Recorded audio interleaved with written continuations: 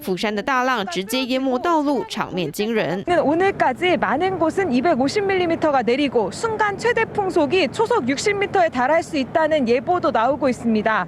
주민들은 말 그대로 초긴장 상태인데요. 施兰诺在南韩当地时间凌晨4点50分在庆尚南道登陆，并于7点10分左右从蔚山出海，留下满地狼藉。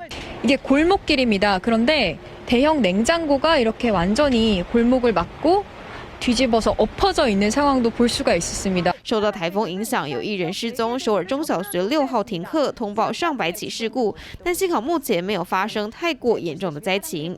三立新闻徐兆珍报道。